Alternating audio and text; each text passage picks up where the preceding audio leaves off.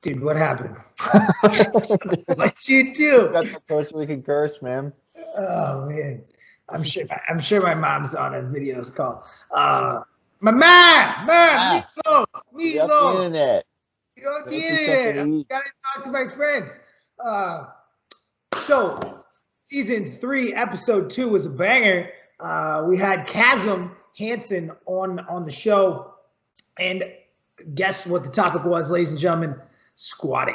And it was a really, really good conversation. I think that people who listen to it are going to get a lot out of it, and it might be a little bit contrarian to their belief structures. So I'm excited to put it out into the world. And then Ryan, you have a little gift for them at the end of episode 20, season 3, episode 2. And you want to tell them what you're gonna talk about? Little moment abs. Oh, is that what I'm going to talk about? We're going to do that. Okay. Yeah, we didn't discuss this before we went on air, so I wasn't sure if that actually passed the test. No, I'll put out a little video.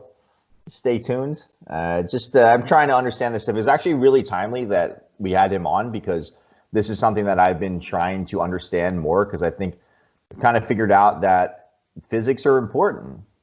Hey, and it might not actually be as complicated as we think, because I think a lot of people shy away from it because it can get insane if you start actually looking into physics as a study. But I think in relation to what we do, it's probably not overly complicated. So I think, like Kassem said, if you understand anatomy and physics, things start to make a lot more sense from an exercise selection standpoint. So just starting to play with just looking at different exercises, different positions. And I got this really cool pen. It was $19 for my iPad, and I had to make some use out of it because I am going to write it off. So that's going to be the video. We're going to go ahead and take a look at some different squats and understand that my physics knowledge is about as much as a third grader's, and my drawing is even worse. I don't think third graders take physics, so it's got to be pretty. Your drawings are pretty bad.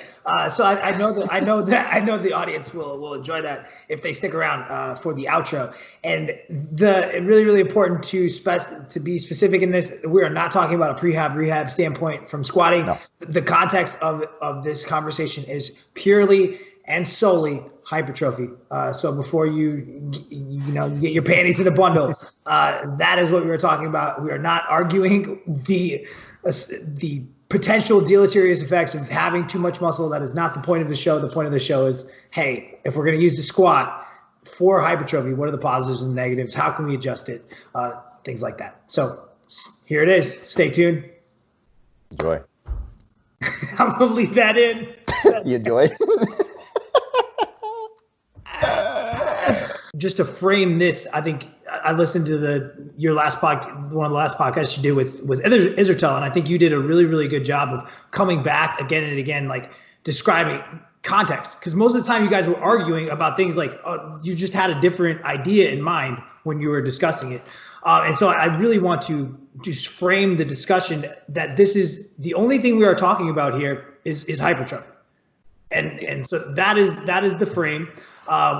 We understand that there can be negatives to hypertrophy. That is not what we're debating. We are debating is the squat, is it the best exercise for quad and glute development? Is it a mediocre exercise, and for who? That is essentially the discussion that we want to have.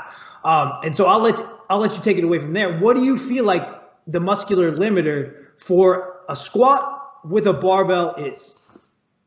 Well, I think, and I'll pull up my context thing, right, is I think we first need to define what a limiter really is, because, I listened to the last podcast you guys did, episode 19, for whenever this gets released, and there's things that we can look at. So if we look at like mechanical, like, okay, what simply just, breaks at this joint in terms of its ability to maintain force, then we can qualify that. But there's going to be a lot of things that affect what that limiter is. So if we want to put this in the context of like the, parallel line squat, where the torso and the shin angle are, perfectly parallel from each other, and that's everybody's like, well, I wish I could squat like that.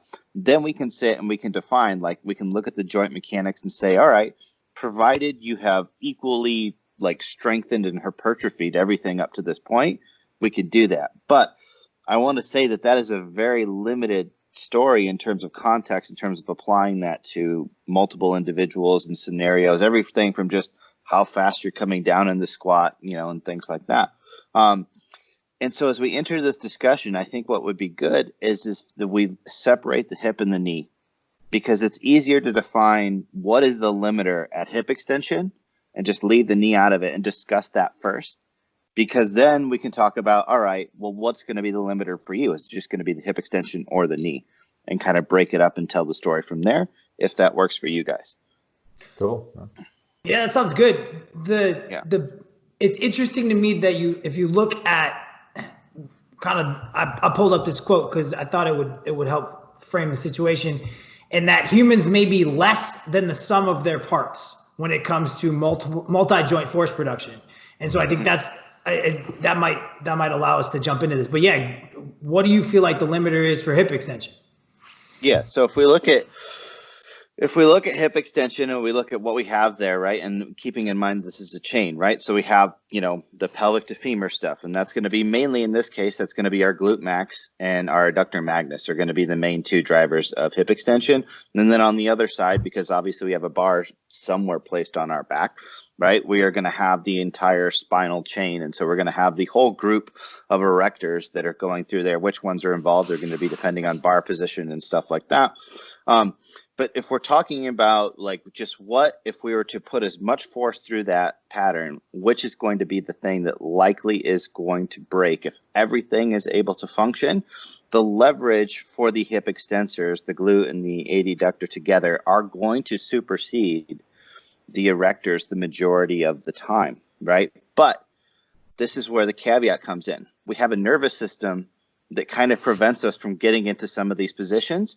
And if we look at those joints, so if I start getting to the point where my glutes or my adductors are getting point to where they can't contribute mechanically as well, there's still a buffer there in terms of they get gradually weak. Whereas when we look at the spine, like we're maintaining the lever, like the arch of the lumbar spine, we lose mechanics incredibly fast as we start to round that spine. So I believe I have a spine somewhere over here, right on the other side of the computer. And so for those of you guys that aren't able to see this, basically you have this very slight U-shaped curve. This is kind of like an upside down bridge. So when my erectors are able to pull this together, there's like essentially a pretty good leverage to pull that way. But the second it starts to get straight and my erectors are more like this, it's so now they're getting more length. They're getting more. It's not so much the change in muscle length as much as it's change of leverage. You also have the massive right? Because they're not anywhere near their fully lengthened position, right? This is the standard Instagram deadlift right here. So it's not that change in the actual tissue length is the main change in their mechanical advantage. It's just the change in the leverage that they go from basically being able to hold like an arch position to essentially trying to be able to somehow create extension with almost no lever into the plane of extension. So in this case, everything is compressing more than it is extending, whereas for slightly extended, all of those muscles are able to contribute to more extension. So when it comes to like, I'm either going to make or break it, the erectors have the least buffer for when you start to lose spinal position, done, right? And so one of the things that we kind of learn from a movement perspective as we do these lifts over and over is we learn to basically try and compensate in areas of the body that have kind of a buffer rather than pushing to the point where all of a sudden it's like, I was good, and then I was dead, right? Like, because there's like, if you're getting close to fatigue and you've been able to maintain like this perfect spinal position, and then all of a sudden you come out of it a couple degrees, the magnitude of force that you would need to be able to like increase in those erectors in that point of fatigue would be, it's just not a realistic thing for your body to overcome.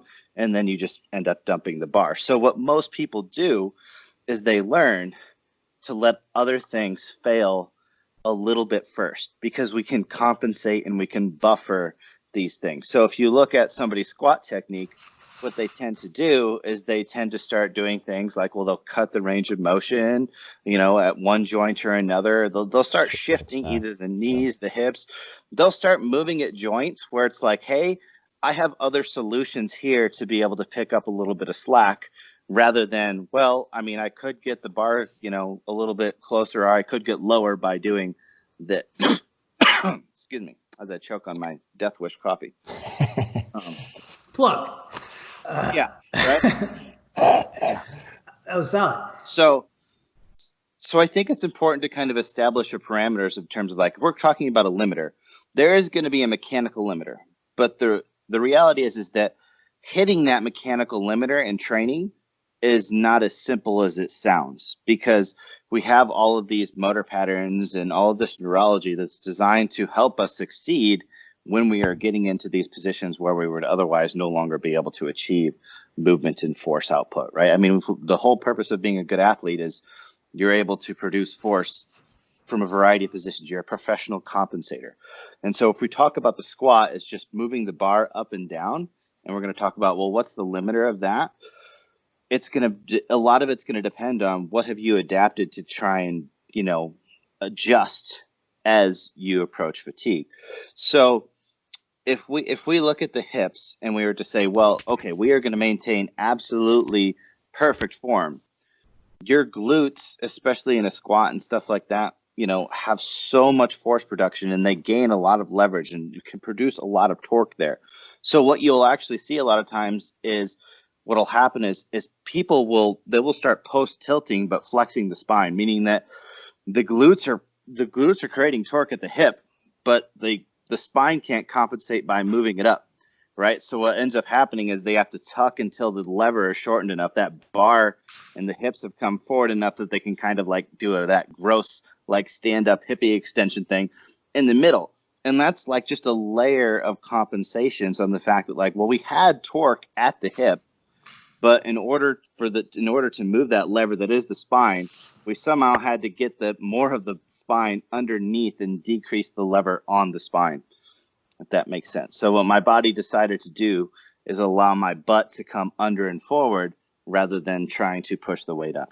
So that seems like kind of counter to what I think that I see. And I realize that there is a limitation of what we can actually see visually. But, I'm seeing because I would assume you're talking about out of the hole on the concentric in that scenario, correct? Well, it just, some people will do it as they're coming down towards the bottom. That makes sense. There's multiple reasons that the hip can tuck. One can simply just be like the position that you're using. You're running out of the ability to hip flex in the front, and that happens. So yes, so in this case, if we're being very specific, it would be somebody that could come down with a neutral pelvis, but then when they would go up, they would need to, they would essentially start to lose a little bit of that spinal position. That's actually a cue. Kind of like people cue that. Like hips under the bar. They think that is the cue that people use to be able to lift more weight. Yeah. Yeah. Well, but if we're talking go ahead. No, I'm sorry. I think that just real quick, I just want to get this out. Like, I think like the initial reaction to that is like, as you're coming out of the hole, like the hips usually shoot back first, and that's going to be associated with nutation of the sacrum. And like, you're basically just trying to like compress everything. Right.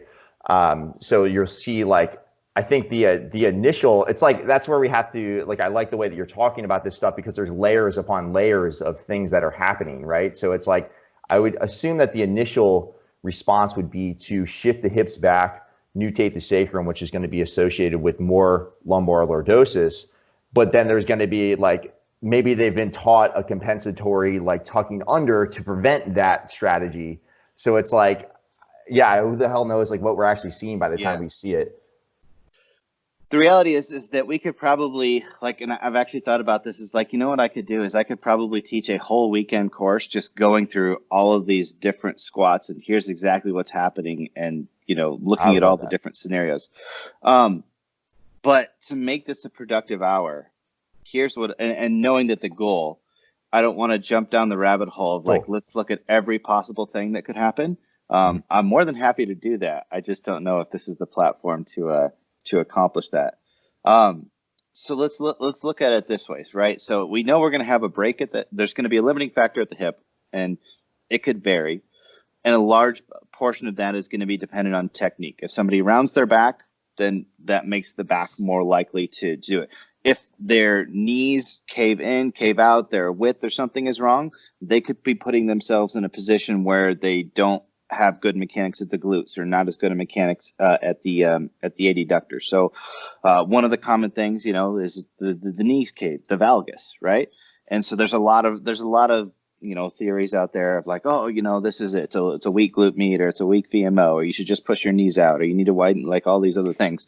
And when I see these things, that I always go back to the mechanical model and look at, why is that a solution to the physics problem?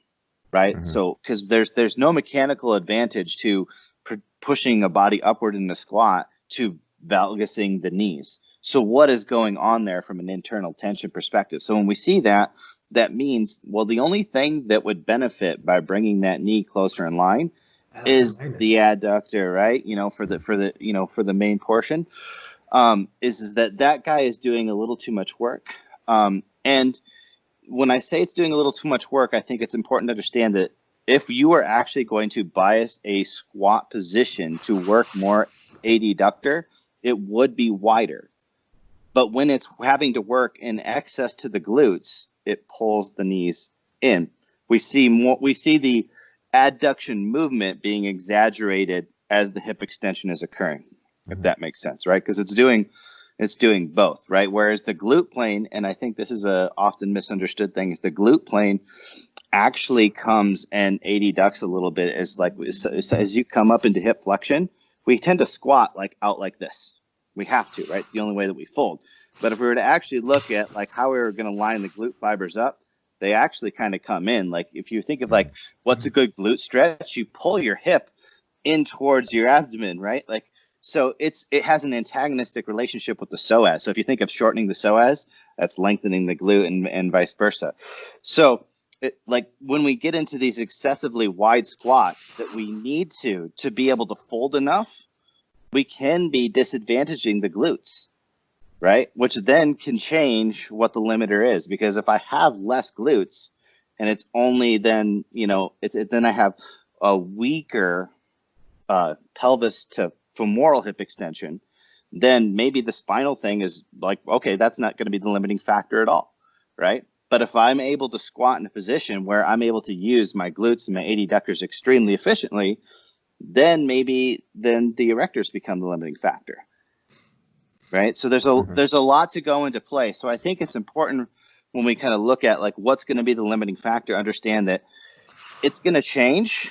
But the question I think that we're really trying to get is, how do we make it quads? Yeah, that's the main question, right? But maybe not the opposite question, but somewhat opposite, is how do we make it all glutes? And in the research, you see that is a widened stance with an extra rotation of the femurs. But that's a lot. That's yours. If I kind of digested what you were saying correctly, you're saying that might just be an artifact of EMG from a short. Yeah. Okay. Yeah, and the thing is go ahead. No, I was just going to say, if you could just explain that real quick, because it was something you mentioned on the Israel podcast that you did with Israel, that you talked about just a shortened position is just going to increase EMG activity, and that would be one of the reasons why we probably don't want to always just take those numbers for what they are. Could you explain that just a little bit, if I understood that correctly? Yeah, so when we're looking with EMG, it's very important that we're understanding, like, okay, we're looking at electrical amplitude that's going into this tissue, which doesn't necessarily mean anything about tension or mechanical stress. So if a muscle has to be shorter, right, more motor units have to be shortened under the same amount of force. So if I literally pull the muscle out of the body and it's like, okay, I'm going to put 10 pounds of tension on this thing in this position, and then I'm going to put 10 pounds of tension on it in this position.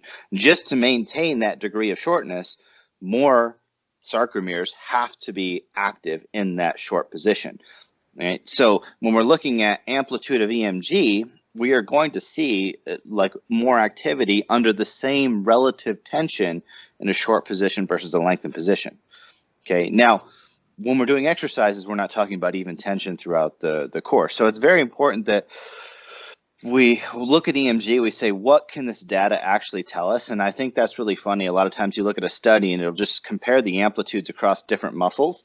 And it's like, but okay, I want to see where that amplitude potential is instead of saying, well, this was the amplitude of the adductor and this was the glute. I want to say, okay, if you actually measured the maximal potential of the adductor through its specific motion and then the glute through its specific range of motion, how do these then relate? That would be really cool data to have, you know, knock on wood, getting that soon. But when we just look at comparing, like, well, in this position, seems to be high and this seems to be low, but it's in relationship to what? And does that mean anything, right? And I can tell you, playing around with these things, it's really easy to fudge the system. So in an adducted, it's super dirty data. Yeah. So like placement is huge. So, and that's the other thing is, as you externally rotate the hips, you are activating more of those deep external rotators, which are right underneath the glute. So you're going to get a lot more signal noise and stuff going on, you know, from all of those deep external rotators as you're going into that position.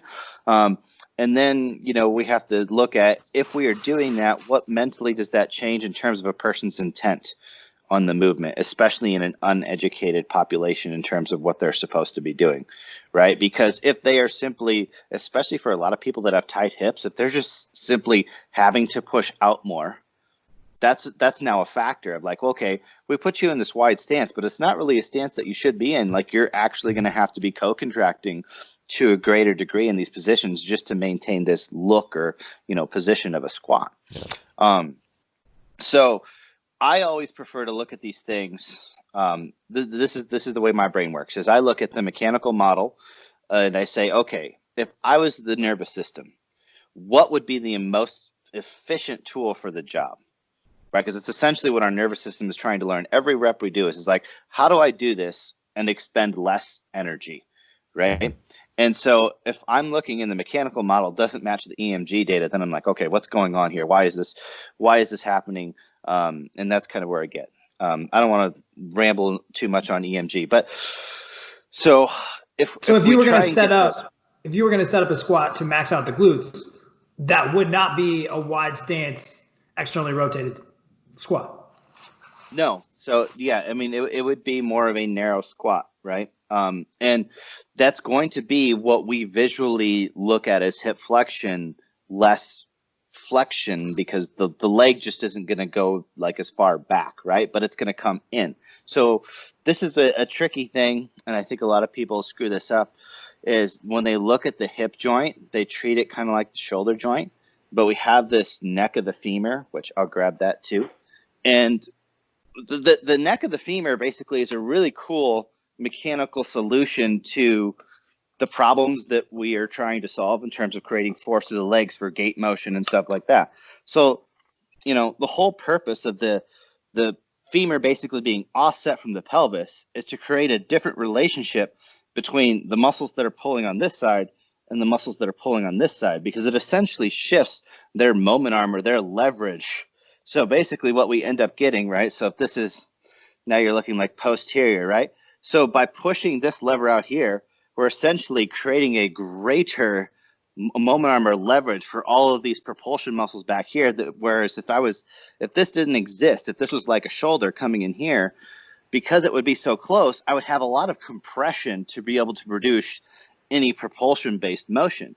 So this is very different than shoulder mechanics, and people just kind of look like at the 2D, you know, cartoon is like, oh, well, that's a straight line there, so it just must go here. And in reality, it's like, this is super important. This little L-shaped thing that we have at the top of the femur drastically impacts the mechanics and the force needed by the, I'll say, adductor flexor pattern muscles versus the, you know, extensor pattern muscles, right? Which, if you think about it, we don't do a lot of backwards running.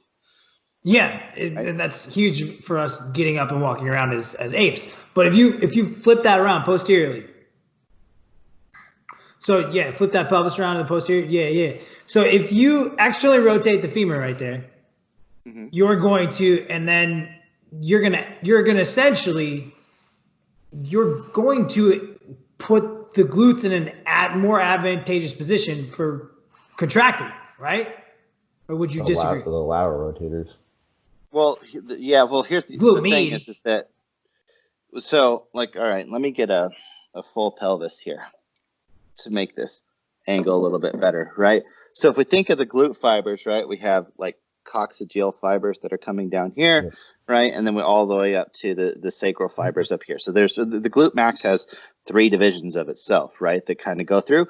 And it comes down, we got these 2 insertion points. And the thing that I think is important when we look at those muscles, and again, this is where the anatomy books that we learned from, you just did a course here in Denver with anatomy, right? But if I make a really basic thing, we say like, okay, imagine that this is the sacrum lined up here, and then this is everything from where it inserts into the TFL and then down to the femur, right? Is people think that like, okay, they see this drawing of like these fibers that just look like this, like, oh, it just must go that way.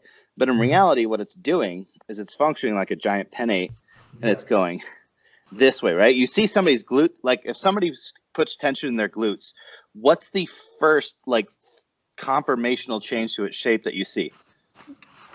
It goes in, right? It gets narrow, right? And it starts producing levers to look more like straight extensors right away, right?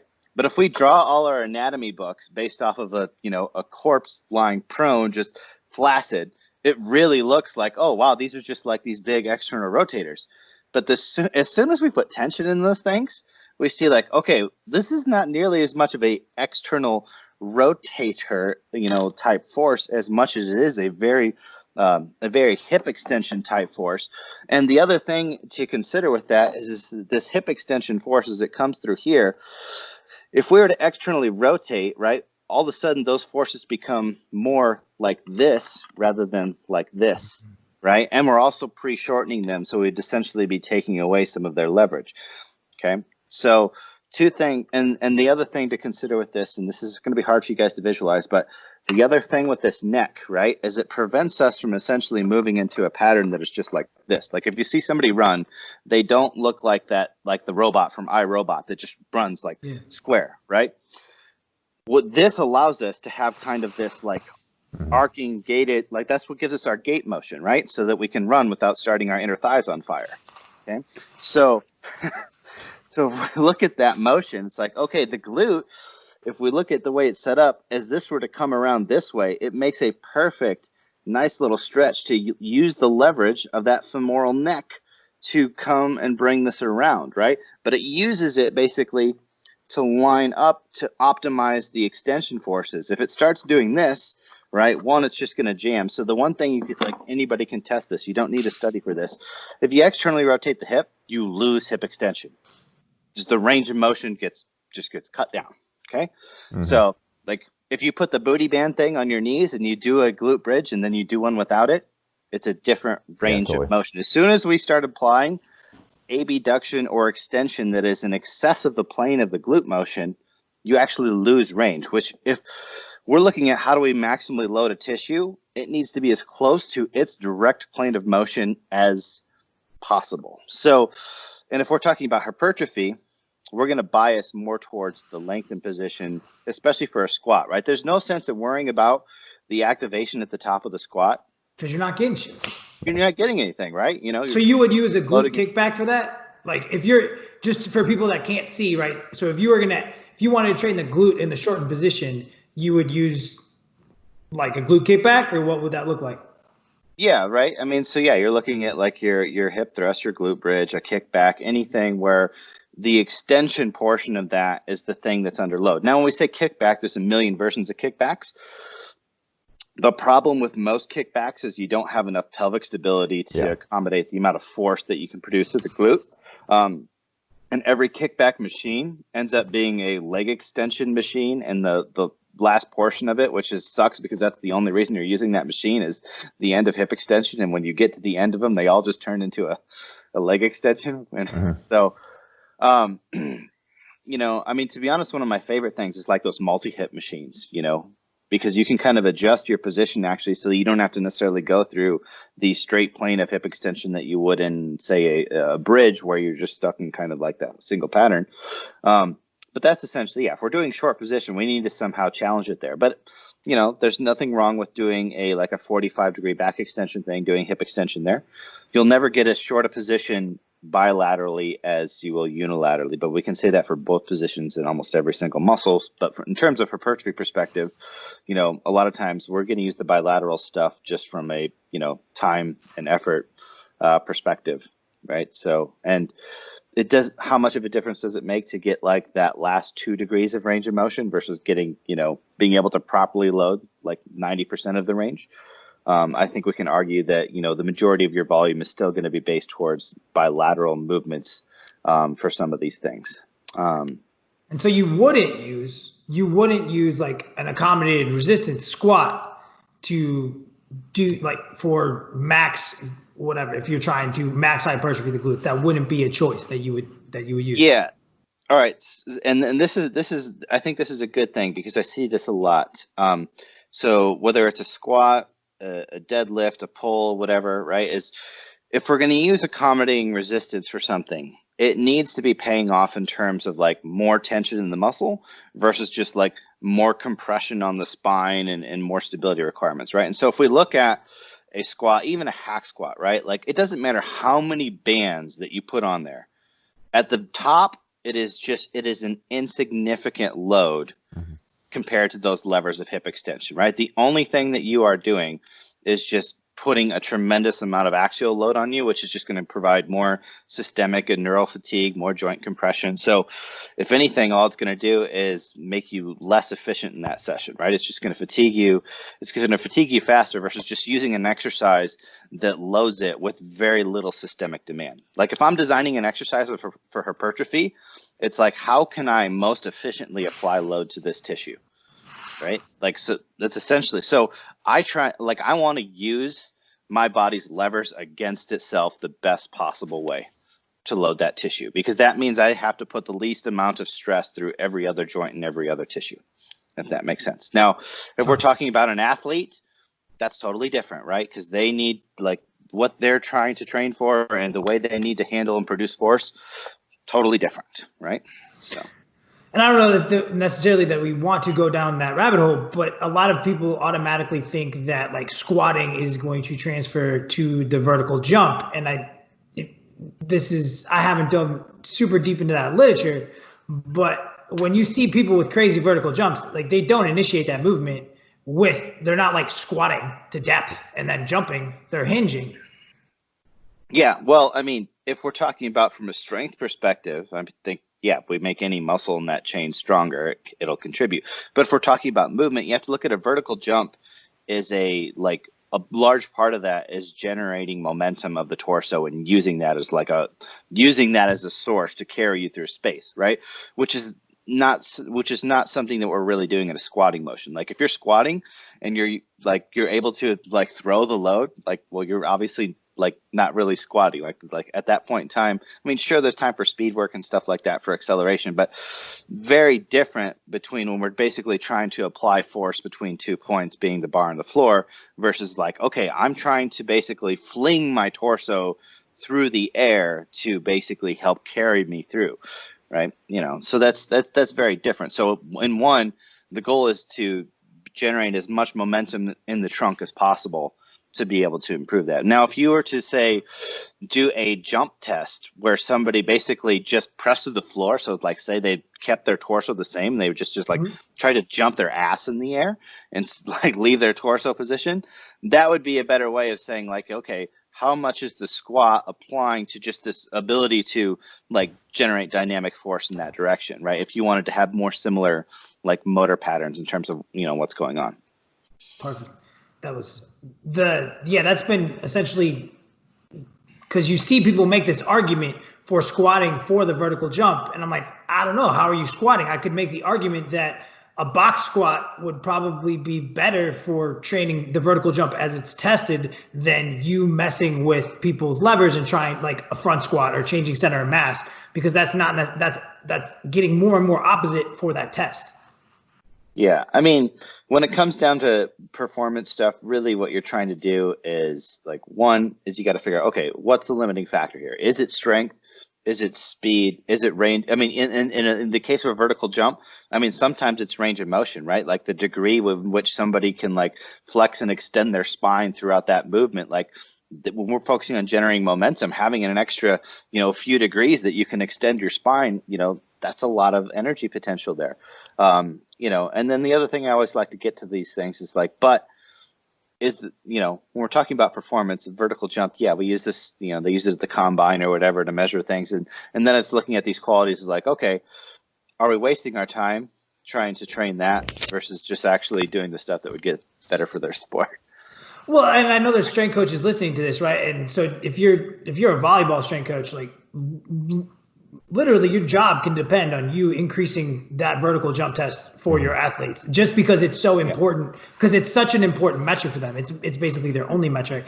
And that, so then the test becomes, that test might not be helpful, but everybody cares about the test. So essentially then we have to start training for that test. And what I've seen is that you almost get this drop, like the diminishing returns, right? Like once you've squatted a certain amount, it's probably not going to help you on that test anymore, because you've checked that strength box, as you talked about with the limiters. Basically you have to have a certain power to weight ratio, and then once you get to that, having more strength isn't necessarily going to improve that. So, and that's the best way to probably improve somebody's vertical jump is to, hey, lose some weight. That'll work pretty well. Yeah, get strong and then nail the technique. It's the simple process. Fun tangent for people who want to be athletic. Not me, not Ryan. And I don't know. And so now transition that. So we've talked about using the squat for potentially, or really not using the squat as a glute max exercise. So that now transitioning this to the heart of the discussion, do we want to use quads, or do we want to use a squat as a quad exercise? How would we go about that? Okay. So let's look at the conditions of, getting the quads to be more or a squat to be more quad, right?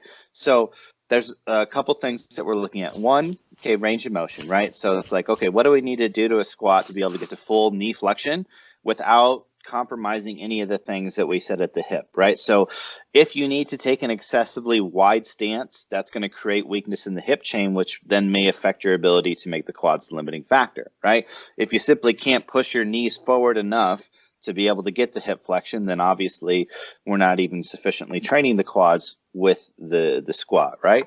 And then we can talk about the leverage. It's like, okay, what's actually under more torque at that position of the squat? Is it the knee or the hip? Because some people can get to a fully flexed knee, but it's still a very hip dominant squat when we look at the shift of leverage, right? They just have they have great foldability, but they still aren't driving their knees further away from their center of mass than their hips. And then another thing that people often forget is when you look at somebody's foldability, is actually looking at how much range of motion is occurring at each joint and which one is the end and initiating point. Because a lot of people that can do a full squat with good foldability may actually reach terminal knee flexion. And then what they do is they're able to continue sitting and then come up, right? And that's very different than your squat ending at terminal knee flexion and then as knee extension that is initiating that movement. And if our goal is to train quads, that's what we would be focusing on, is we want the quads to be the beginning and end of every repetition, right? We don't want the quads to be this thing that comes on, a third of the way up, right? Mm-hmm. So when you're looking at somebody's squat, there's all these different problems that we can start to solve. And I don't think that it is beyond pretty much anybody to be able to make their quads the limiting factor. But what I see is people struggling to make a good quad dominant squat because of the word squat. And basically what happens is they just try and turn it back into a squat, either because of load or the motor patterns and things like that. By that, you mean more of like a low bar technique, so more torso angle forward. Well, yeah, so that'll be the thing is like, all right, let's give them a heel elevation, but then the first thing they do is they drive their butt back, right? Yeah. Right, so it's like you're doing the same movement, but on a wedge. Just on an incline, right? Yeah. Well, Ryan, so like we have 4 studies now that some of them, like they give people a weightlifting shoe, and some of them show a change in torso length or torso angle, some of them don't. But it does seem to be, if you look at the literature, your ability to keep an upright torso, it does seem to be ankle dorsiflexion. So if you can get more ankle dorsiflexion, you can keep a more upright spine. But this is the thing we were talking about before you got on the call. Nobody uses their max ankle dorsiflexion anyways. So if you give them weightlifting shoes, you're essentially creating more room for movement, but they're not going to use it because they don't use it anyways. Yeah. So if you use a heel elevation, you have to take advantage of it and change the goal of the squat becoming a knee forward. Like that's your whole eccentric. Is like I'm driving the knee forward. Right. So if it's still, and that's why I said like the limiting factor ends up being people are still trying to do a squat, right? Mm-hmm. Which in reality, a quad dominant squat, just because we're calling it a squat, it's for some people, it's such a drastically different exercise that if they try to mentally apply their squatting technique in any way, shape, or form, they just end up not utilizing any of the tools that they used to set themselves up to be able to get more quads out of it, right? So the goal would be to position yourself in a way where you get to terminal knee flexion. That is where you reverse actioning the motion, and you're trying to push the knees further forward. So in terms of your center of mass, your knees are at least equal, if not further away from the center of mass than your hip joint, right? And when we talk about limiters, as we start to bring the spine up more, then yeah, the erectors are going to be much less likely to be a limiter, right? So then it all comes down to the hip musculature. So in a quad dominant squat, the erectors are almost never going to be a limiter unless somebody is just training like a jackass and they're like lumbar flexing, extending or whatnot. Or the other issue is people that dive bomb, because if we dive bomb down, which means basically you're just like going down really, really fast. You have to understand that as we start to reach terminal ends of these flexions at the knee and the hip, then the spine is subject to all of that momentum, and that pushes people into flexion. So a lot of times if we're focusing on a quad dominant squat, it's much more important to have a slower tempo, especially in the bottom quarter, so that you basically can control that terminal position is the knee flexion, right? And you're not letting the bar momentum increase the resistance on the spine.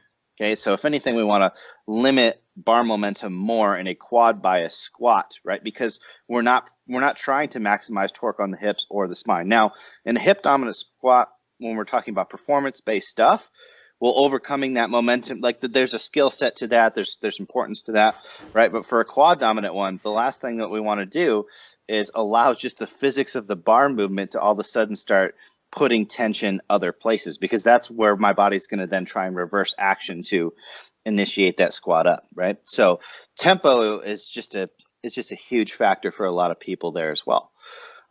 So when we look at the solutions, the thing that works for everybody in some way, shape, or form, provided they actually use the implement, tends to be a heel elevation. And that's even for people that can do a full squat, simply because it gives you the ability to drive the knee further away from the center of mass. I will say that there's a point of diminishing returns, though, for how upright you can be, because what happens is if you sit too upright, you essentially destabilize the movement, and then you just can't produce a lot of force. You feel like you're falling back or whatever. So it's which gets into where do you put the bar, right? Yeah, I was just going to say that because the component, like if you exert that, then you don't fall back. Like whereas if you have the bar on your back, then that becomes a problem. So where are you going to put the bar? Yeah. So usually, like if I'm going to put somebody through a quad dominant squat, I'm always going to use a high bar position, right? So, I mean, we'll put it this way. From a hypertrophy perspective, like I'm never going to program a low bar squat, because it's basically the whole point of that is to allow you to put the maximum amount of load on your body with the least amount of load on the levers. And it's also going to be the one where you have to flex at the hip more, because you have the smallest lever towards the hip, right? So if my goal is to minimize the hip flexion from any more than I need it to, a high bar squat and a heel elevation is going to accomplish it for the majority of people's anthropomorphic, especially if we're talking about a significant heel elevation, right? A squat shoe is designed to help people that are already pretty damn good squatters, right? It's so if you have a hard time getting full depth squat and you can't get a lot of quad out of it, a tiny little heel elevation is not going to make a difference. Right? They're also designed for catching the bar in front of your body, or directly above it. So yeah. And another thing I don't like is like, I'm a functional footwear guy, right? Like I like the ugly shoes, right? So all of your squat shoes are pointed in the front. And if we look at like the way the foot affects the muscle recruitment, right, is when our toes are open, that tends to help us in terms of activating the quads. So the last thing I want to do for a quad dominant squat is smash. I mean, that's just not good for your feet, just like in general, right? But if you think about it, your ability to apply force with the forefoot, like there's no reason that you would want your toes, coming together. You would want them splayed. So using a significant heel wedge with the ability to actually plant your forefoot is going to give you better stability, and you're likely going to be able to activate your quads a lot better, right? If you actually think of foot mechanics, the foot cinches at the end of gait, right? When the hip is extended, knee flexed, right? And it splays at the strike. Okay, if we're at the bottom of a squat, right, we're trying to absorb the strike force, not exactly, but it's more similar to that in terms of the muscular reaction that we're looking for, right? Well, even with the talus, like that's what's going to unlock that ankle joint, right? Is like when you're when you, which is the other thing that people say, like, wow, this is getting great. Like, screw your feet out. I'm like, no, dude. Like, if you want a quad dominant squat, you don't want to screw. You want to evert the foot, so that you can get into more ankle dorsiflexion. Yeah, right. So, well, yes and no. Here's what I will say with that, right? Is if we're talking about terminal knee flexion, right? You need that, okay? Or I'm sorry, not term. If we're talking about terminal ankle dorsiflexion, we need that. I prefer, if I'm going to put a bunch of load on somebody, I would rather be able to load that ankle in a more neutral position with less tibial rotation, because that's going to be just a structurally safer place for them to load their quads, right? We shouldn't be putting all of that force through the joint in its like end of end ranges, right? We're starting to get closer and closer to jiu-jitsu and less of, like hypertrophy training as we do some of those things. So that's where what I'll see is like if somebody can achieve like a quad dominant squat, but they're still getting kind of like that foot and tibial movement at the end of like, I'm going to bring you up on a heel elevation just so that you can accomplish that knee flexion without having to have that movement to the foot, especially because we're in a bilaterally constrained movement. If I was running, I have the rest of my body to be able to realign and take the stress off of some of those joints. But in a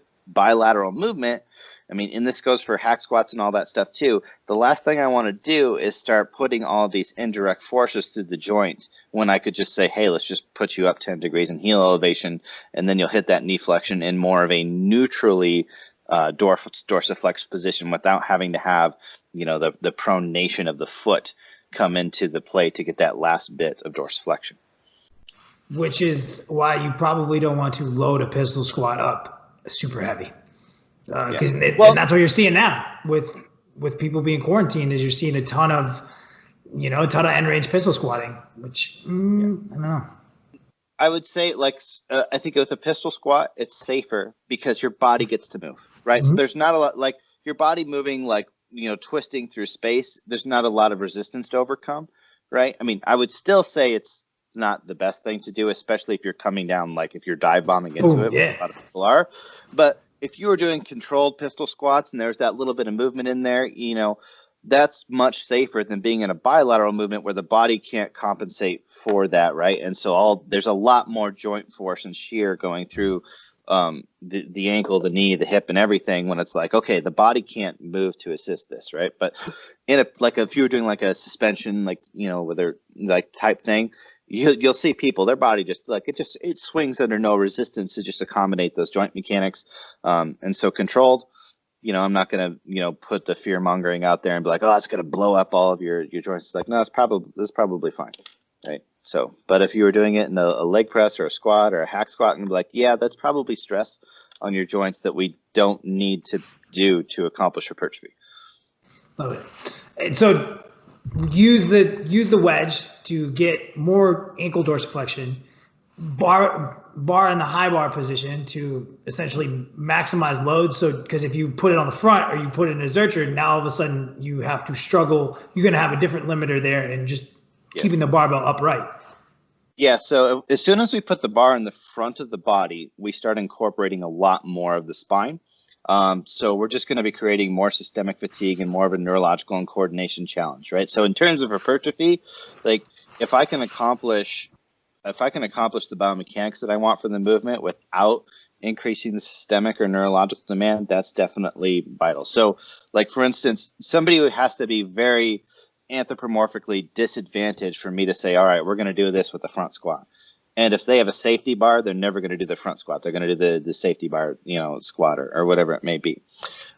Because the last thing I want to do is introduce something else that could be a limiting factor, especially when it comes to a motor pattern perspective, right? Because we were talking about, at the very beginning that, the skill set, and then just like as soon as you flex that spine a little bit, that's a drastic change. And that happens way more in a front squat or a zercher squat than it does in a back squat, right? So high bar, to me, is like that's by far and above the best bar position for a quad dominant squat with a heel elevation. So the last component in here in terms of what we have control over is then the width of the stance that you choose, all right? Did you see, I did a webinar on quad dominant squatting. It was like an hour or whatever, but I went through all these positions. But what typically tends to be best, and this is a huge mistake I think people make when they use a heel wedge, is they set the wedges where they normally squat. Like where they would normally put their feet, they just set them there, not realizing that because their knees are going to translate further forward, that it needs to be like pulled back and in, like more under the butt. So if you were like to take that angle, you need to like pull it back towards your butt because that's where your feet are going to be at the bottom of the squat. So what happens is people go up on a wedge, and then with the wedge trying to push the knees forward and out more, it ends up seeming like they're trying to squat way too wide. So it's more of kind of what people call like a duck stance, when you're using a significant heel elevation where it's like, all right, you're not actually that wide, but you're essentially, your feet are very externally rotated or toes pointed out so that your femur angle actually ends up being kind of like that abducted position to allow for sufficient folding. That makes sense. And that's why you guys created the solo wedges, so that you can do that. Because if you have just one wedge, you can't really make that happen. Your feet are going to be, you're going to be off center on the wedge. Yeah, well, I mean, you can still do it. The problem is that the plane of the wedge ends up not managing the plane of the foot, and that actually encourages like that, like eversion and tibial rotation. It's just not a very, like, doing a foot angled out squat on a single wedge is not very favorable mechanics for the ankle and the knee, right? So being able to have the wedge in the same plane as the foot goes back to just what we were talking. I want to accomplish that dorsiflexion in a neutral position if I'm putting basically what we would consider a super physiological load, through it for the most part in a bilateral movement. Now, what you can do with a single wedge is you can use a really big incline, like a really high-pitched wedge, so that you essentially don't need to have your hips abducted. So there's a lot of people that can do like a basically toes straight forward, almost like narrow stance squat with a huge wedge, but they end up being fairly upright because they don't need to flex the hip very much. So you would have to be able to have a wedge that was high enough. What's high enough? 30? Well, it's going to depend on the person, right? So, but yeah, if you can't accomplish it with 30, then you probably just shouldn't be squatting for quads, and you look like something out of Men in Black or something like that.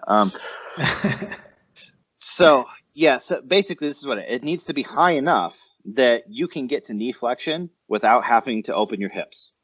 That's how high it needs to be. What that number is will vary on an individual. Some people will be able to hit it at, 20. Very few people will be able to hit that at 10. Almost everybody should be able to hit it at 30. Right?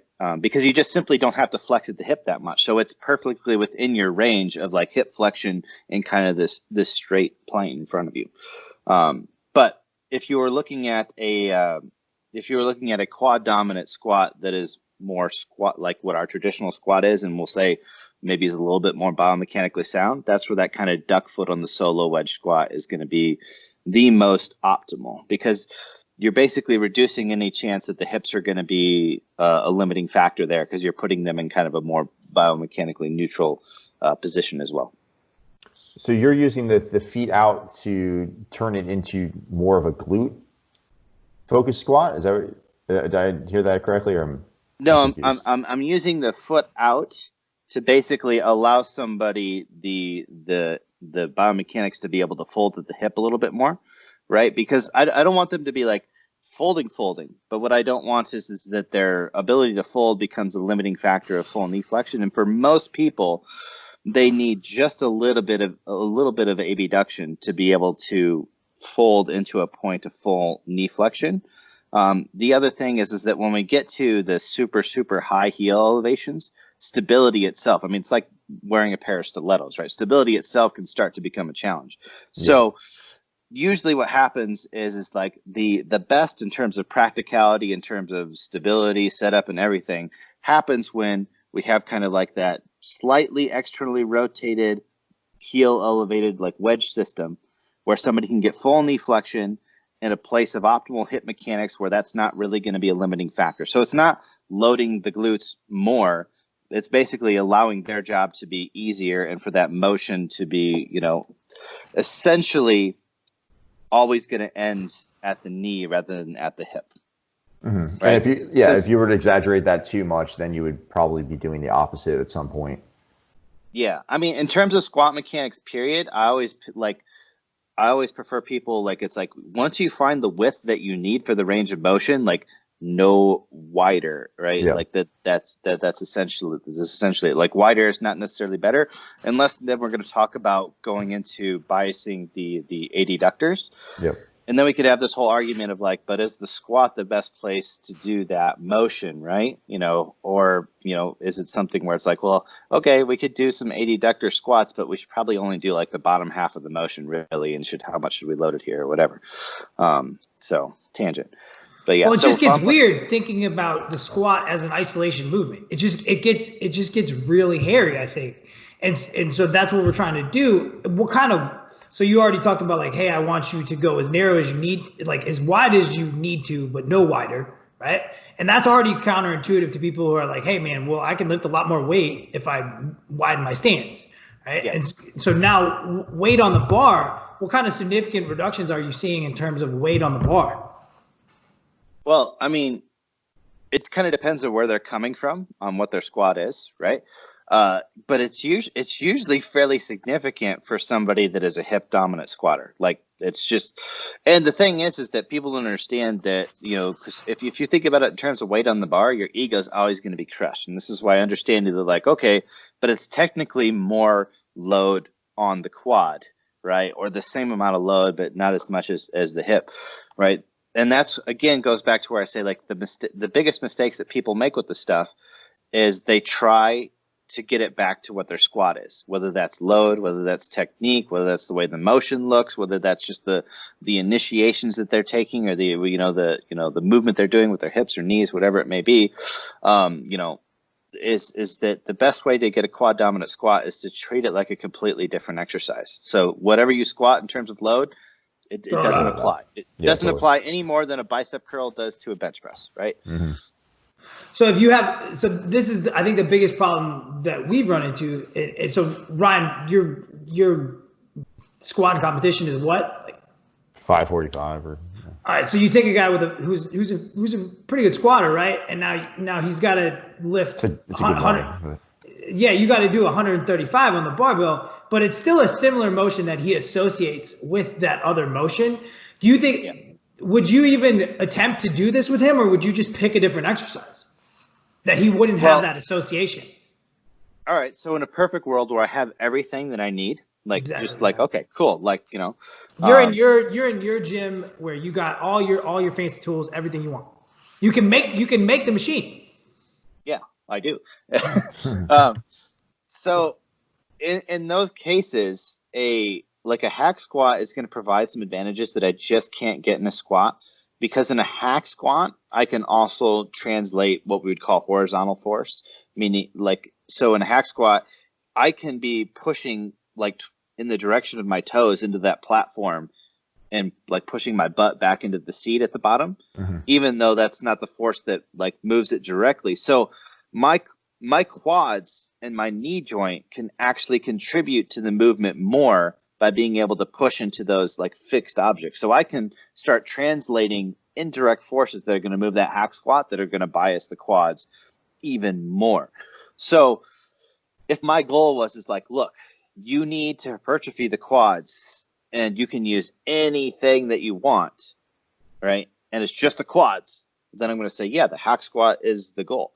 And I think an important layer of context to add in this is that we are saying this is a one exercise instance.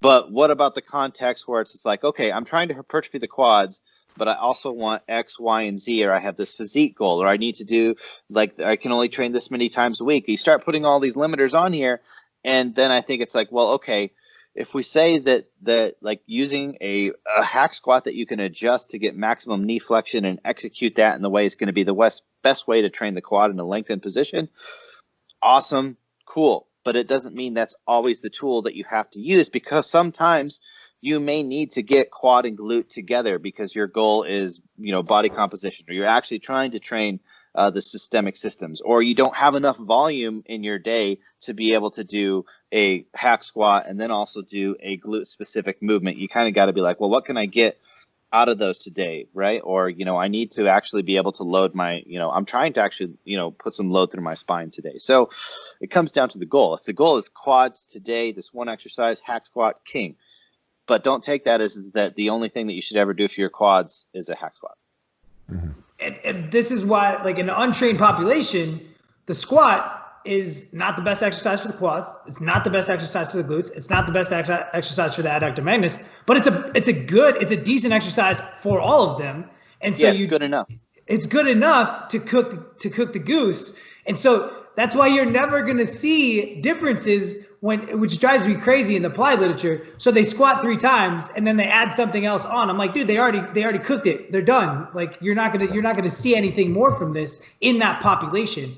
Whereas if you start to get into someone like Ryan, who has a 27, 28 FMI, and he wants to get his quads a little bit bigger, he's trying to get out that last 1 or 2%. Then these type of tactics might be really helpful. Yeah, and so for him, the more advanced you got a guy like him, that's where the programming, like the program design, like the art of that really comes into play, right? And when I say art, I mean just science that we can't explain with applied research yet. So, because what's going to affect his ability to train quads, a lot of it's going to be what doesn't happen on that day, or that doesn't happen on that set, right? Like how much spinal loading is he doing with his other stuff, because when you get bigger and stronger, your ability to create systemic fatigue and stuff, this is just so much greater in some of these movements, which means from a hypertrophy perspective, their like cost to benefit ratio starts to drop significantly, especially if you're talking about somebody that can afford a lot of time training. Right? Yeah, like you become more and more. You become more and more danger to yourself, essentially, as you get stronger, and so you have to control yourself. Yeah, and he also has like just his motor patterns for that particular movement are really, really good. Which means if you take him out of that, it's going to be a much bigger change. Both in stimulus, but also like a decrease in load or whatever, right? So we have our own version of Ryan, which is Adam Miller, right? Who's like a top 5 power lifter in his weight class or whatever, right? And if he makes a small change in his squat, it's very hard for him to not just try and do his regular squat in that new environment, right? And oftentimes it's like the skill and the consciousness that it takes to accomplish that is like, man, we'll just go over on the hack squat, right? Because then you don't even have to think about it, right? So, could you do it? Absolutely. If you don't have it, yeah, that's what you're going to have to do. But it's going to be a lot easier if you're just able to put yourself into a controlled environment where then it's like, hey, you know how to like contract things hard? Cool. Just now you're just going to contract things hard in this thing, and the machine is going to do a huge portion of the job rather than you having to be like, okay, you know, all that stuff you're really good at, I need you to focus on not doing that, right? Which is with 135 pounds on your bar, which is just like, yeah. So now, like, what would you say to someone who says, you know, not that I know anyone like this, but who says that they feel their quads just as much in, you know, like a more of a forward lean type of squat or whatever the case may be? Do you care at all about feelings? That's a really good way to phrase that question, because that makes it very easy for me just to say no. I tend not to care about people's feelings In any way, yeah, in any way, shape, or form, but more especially when it comes to the gym. And you know, when it comes to sensation, there's a lot that could be going on that can be like, what are you feeling? Like, how do we? That's probably one of the hardest things to quantify.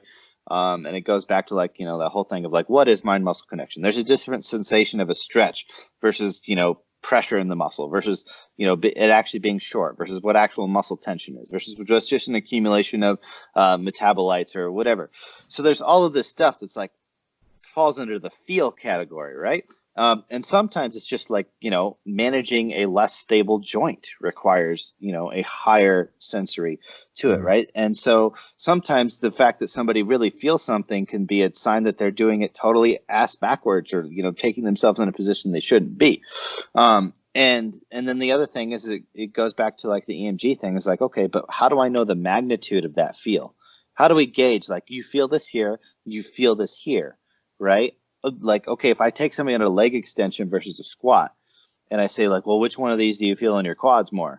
That doesn't necessarily relate to how well either of them is actually working their quads, because they're so differently. Same thing for a hack squat or whatnot. And then their actual intention of that can be huge too, right? Because somebody could, like, and this is where I think like a lot of like advanced lifters or bodybuilders can convince themselves that really crappy movements are good for them, is because they have very good mind muscle connection. They're able to just contract what they want to, is they can go in a crappy movement and say like, well, this is supposed to be for this muscle. So mentally, I'm just going to like try and force myself. They're just posing. This. Yeah, they're just Therefore, posing. I'm going to. Yeah, exactly, right? They're just doing a big co-contraction. So they might as well just pose or whatever. So there's a lot that goes into that feel thing, where it's like, look, if it doesn't make mechanical sense, there's no amount of, like, I don't know, maybe you guys dig into the research. I don't know if there's a study that shows that your feelings help you grow muscle, but if they did, I think that there would be some people that were a lot bigger and a lot smaller. That's so good. Well played. So you're using physics as your ultimate determinant of what the exercise is doing. Yeah. Well, one is I know that if it makes sense there, that even if I don't have the ability to take advantage of all of that today, I know that by doing this movement, what my nervous system is going to do is it's going to adapt to that physics problem better. So for instance, you take a butt squatter, like a hip dominant squatter, and you throw them into a quad dominant squat.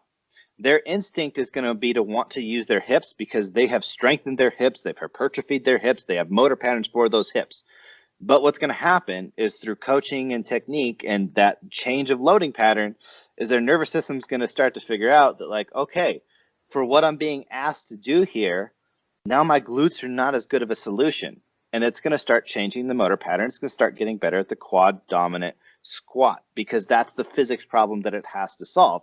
But somebody might still get in there and have like all sorts of weird feelings. And it's like, okay, that's fine. But if I keep presenting your body with this problem, right, and I coach it appropriately, you're going to get better at the solution, and those sensations and those feelings are going to change. Mm-hmm. Mm-hmm. Yeah, I think that's why you probably don't see a big difference when you get into the research of different loading patterns and heel wedges or whatever it is, because they haven't been taught how to do it yet. They haven't actually. This is happening in a span of like 4 days. It's like, and you look at even like some sometimes of them not even that. Yeah, sometimes in the same day. Right. So it's like, yeah, even a 2-week familiarization phase, like whatever, that's not going to be enough to rewire a motor pattern that you drilled in since you were 14. But like even like that picture that I sent you from one of the, the pictures are not different. They're not different. The front squat was exactly the same thing as the back squat. Like it's all the same. So it's like no wonder we're not seeing difference in joint angles. Like they're just using whatever pattern they have to to deal with the problem at hand. And it's a very stereotypical pattern often, and it's, you know, it takes time to change this stuff. Yeah, that's why I prefer to make a bigger jump in the environmental change, so that it's a lot like, because if you just nudge it, it's very easy for them to try and use whatever they were doing for the other environment, like in this new position. So like if somebody is like, man, I don't feel my quads, I'm not gonna put them on a small heel elevation, right? I'm gonna put them on a massive heel elevation, and then I'm gonna give them a guide, like, you push your knee into this thing, like that's what you do, right? You know, and so I think, you know, like, that's where putting somebody in a different exercise is often more advantageous too, because they can just disassociate from the other movement. One of my things, I think I've been in my mind as a researcher, I've been like, how are researching this question is not very helpful right now. We're generally researching it and not train people where there's not a lot to gain from any of these strategies anyways. And so in my head, I kind of want to take people who've gotten really big, quantify that via FFMI, and then who have not done a lot of machine training. And I think those people exist now. I think that there's people who have gotten to high FFMIs, but they haven't ever used a hack squat before, right? And so then I'm like, all right, we have this hack squat machine. I take this person who's already big. Can I get more quad growth out of them via ultrasound at multiple points? So it's essentially, it's almost an efficacy trial in one population. And because they haven't done this before, their quads are already massive. They probably run out of runway on their squat, on getting them more massive on their squatting, but they haven't really used machines before. So let's take this novel stimulus for their quads and use that and see if we can get them more bigger. And I think that's really the study that we want to see. We're just going to need a donation of about 100 hack squats. Yeah. And, I mean, in the name of science. Kassem, come on. I'm sure we can get a grant for that. Yeah, maybe. I mean, so Kassem, one thing I think that we were emailing back and forth. It's a sentence in the literature which you were like, is that a real sentence? Is that an oxymoron? And so they said that they were like, well, the reason that someone's squat is going back is because their quads are not strong enough. And you want to talk about that a little bit, because they're probably going back because they like to go back and they don't want to use their quads, and so then I'll let you take it. Yeah. So I mean that comes down to the body's ability to buffer and compensate, right? So I mean, one, you could be going back just because you have that motor pattern, but you have strength there or whatever. But in a movement with as much freedom like the squat, is what your body's going to do is it's going to approach every rep slightly different. And I think we may have talked about this in the past, that technically for a squat, there are essentially load thresholds where it becomes a different exercise. Totally. And I don't know if we've discussed that, because this is where then all of a sudden we start talking about the hamstrings and the rec fem and how they do contribute to the movement and when you need to, because what will happen is you have a light squat, right? So you're working, you know, far away from your RIR-RP, is that you're able to handle the hip extension and the knee extension with basically the muscles that, you know, control those movements in isolation very easily. You fold and unfold. Okay. As soon as we start to get to the point where we're reaching the load threshold at one of those joints, or we're doing it via fatigue, doesn't really matter what the mechanism is, but we're starting to get to a point where one of these is now becoming a weak link in the chain.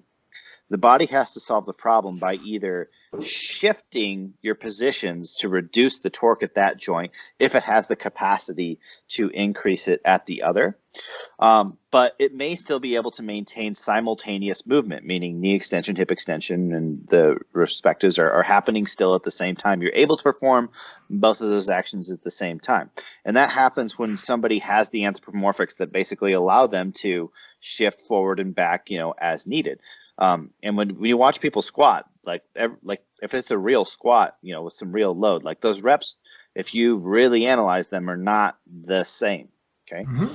Now we put a bunch of load on somebody, and what we reach either via load or fatigue, the point at which that little anthropomorphic buffering is no longer sufficient, what happens is the body then needs to start finding ways to produce more torque at the individual joints during that movement. So your squat motion that was a simultaneous knee extension, hip extension motion now becomes a synchronized sector of, well, this was isolated knee extension and this was isolated hip extension, because what it can do is if I stop the knee motion, the hamstrings can start contributing to hip extension. Mm-hmm. If I stop the hip extension, the rectus femoris can start contributing to knee extension. So those guys normally, they kind of have like this nice little co-contractile stability relationship. But then when it's needed, it's kind of like, oh, brakes, gas on one side, and then it'll switch. So you will see that all of a sudden at a certain load, you basically reach a torque threshold at one of the joints where it needs to bring in those two joint muscles. And then mechanically, it's a different lift. A motor pattern wise, it is a different exercise. Just by simply putting a certain amount of torque on one joint now makes it not a both knee and hip simultaneous movement, but it makes it kind of like a series of both like two joint and single joint movements. That's beautiful. That was strong. So if in our current world, someone doesn't have access to a hack squat, they have access to a barbell. What are you going to do? How are you going to say, hey, they're pretty advanced, but maybe they haven't tried some stuff. What are you going to pick then? You don't have all the tools. You don't have all the tricks. Yeah. So, well, I'm going to have them do a high bar, heel elevated squat, likely with a like duck foot type stance. That's going to be my go-to. The coaching cues that I'm going to apply with that are that the goal is to drive the knee forward, right, and push the knee back. We are not trying to, the goal is not to lower the bar. The goal is to push your knees forward, get your hamstring to touch your calves, and then that's the bottom of the motion. I don't care if you can flex more or lower more. The goal is to stop there and then reverse that action. Also, a thing I always throw in there, because this is a mistake that people make, is that once we get into that quad dominant squat where we're not trying to fold over, they think that, well, okay, if I sit more upright, that must be better. So I try and stay as vertical as possible. And what I tell them is to don't try and sit up straight, right? Let yourself fold, but with the goal of the knees going forward, right? Because they won't fold any more than they need to if they're trying to push the knees forward. But the mistake people will make is they will actually reduce their range of motion or the amount of load that they can use because they're destabilizing themselves trying to sit perfectly up straight. Because it's like, oh, this is quad dominant, so I'm going to do a hack squat, without anything attached to my back.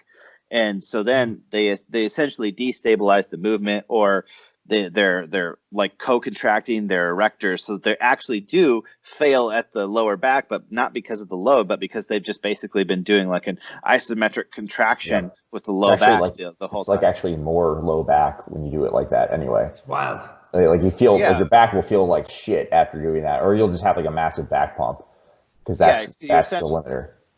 Yeah, you're essentially doing metabolic work for your erectors while you're trying to do strength work for your quads. So what determines that? Because some people can do that. Do you think it's just anthropometrics at that point that are allowing some people to stay more upright than others in that position? You're just trying to force a round peg in a square hole?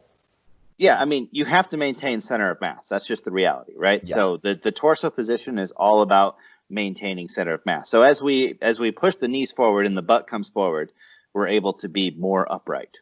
Okay, but if you have a short torso versus a long torso, that's going to drastically change the angle, how long your femur is, right? So if I have all sorts of things are going to impact that. But the basic thing is that between my body mass and the bar mass, that stuff has to stay over my midfoot, right? Yeah. All I'm trying to do is articulate the pelvis and the knees position under that center of mass.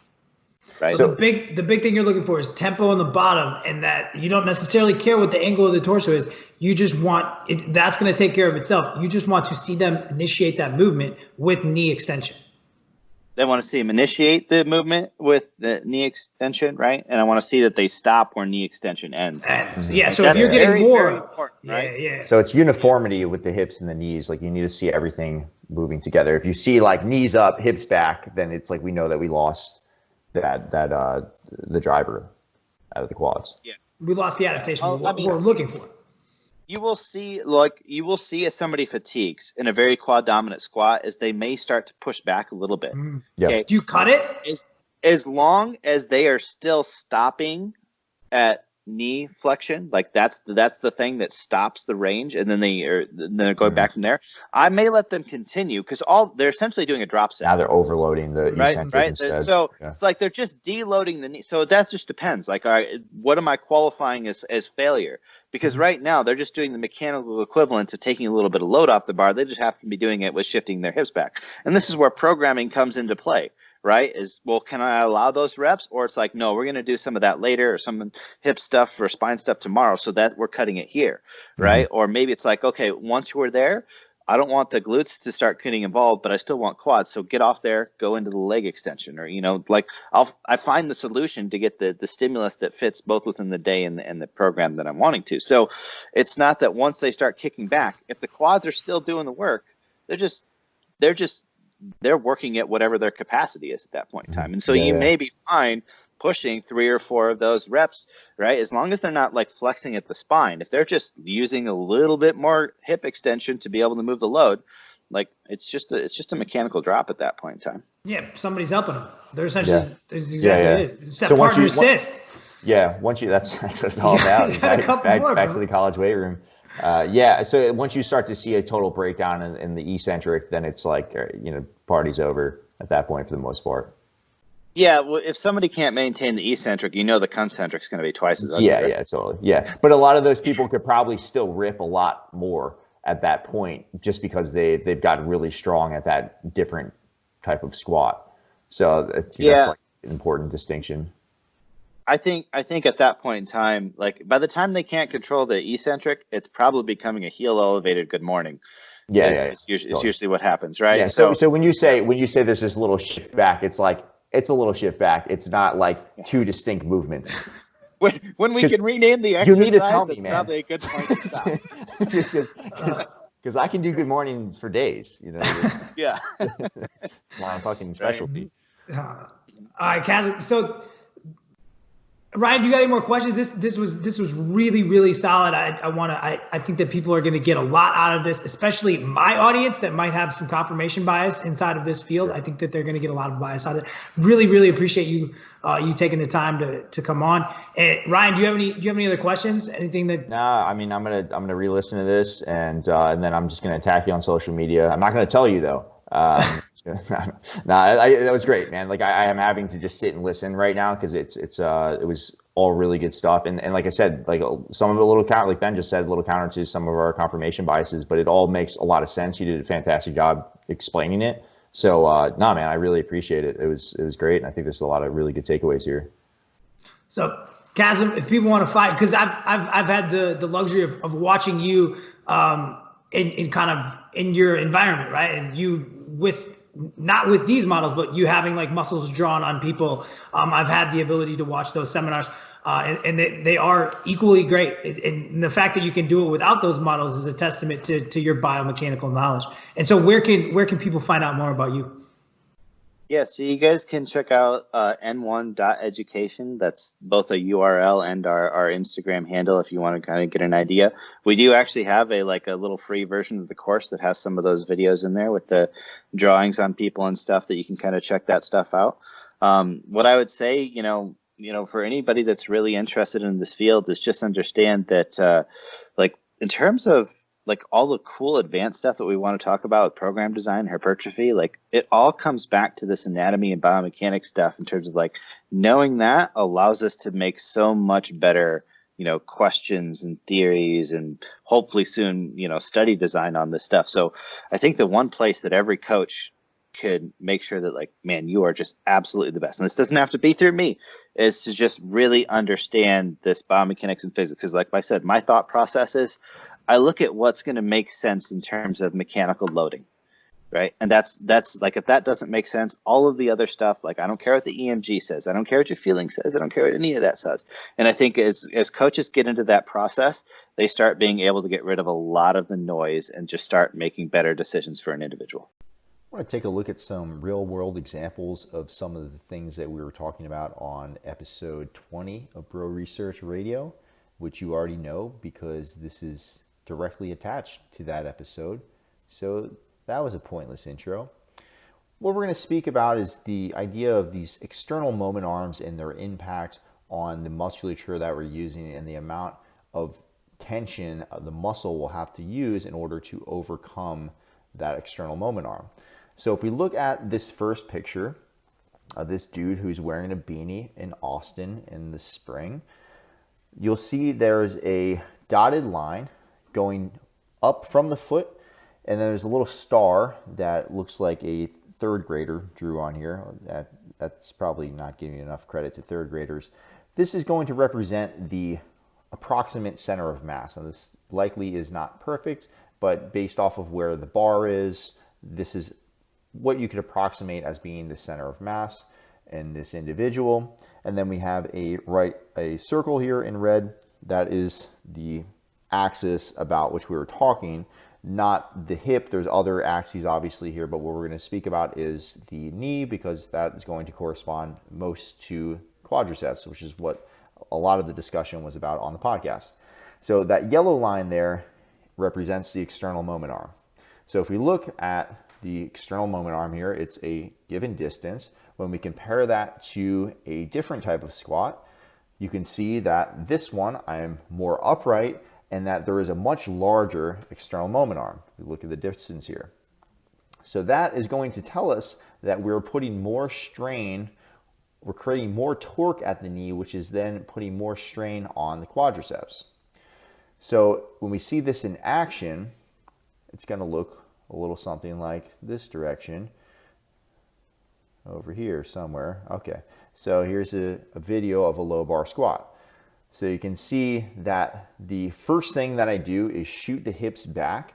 There isn't a whole lot of forward knee translation, and because of that, you're not creating as much of an external moment arm or as great of an external moment arm at the knee. That's okay. The purpose of this exercise is to move a lot of weight. That's really the whole idea. It's not so much about quad hypertrophy at this point. Rather, it's trying to take advantage of levers as much as possible and actually make the weight as light as possible. When you compare that to something like this, wherever this video is, here it is. So this is the video of the picture above. The idea here, this is what Kassem was talking about, from my understanding, is that we want to see the knees traveling forward the whole time. They're going to start with the knees, and really the movement ends when the knees stop moving forward. And you can see that right there at the bottom there. I continue to sink the hips down, but the knees don't necessarily move any further. So I believe that Kassem would say, hey, that's probably more range of motion than you need on that particular exercise. But that's the idea, is we're creating more torque at the knee, which produces more force, or necessitates more force on the quads, and then we have to recruit more tissue there.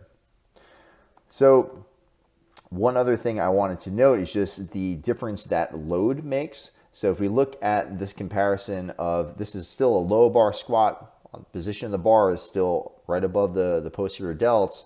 You can still see everything's lined up, but there is a greater moment arm at the knee. I'm getting more forward knee translation compared to the original squat over here. The difference is I don't have any load on my back. I shouldn't say that on camera.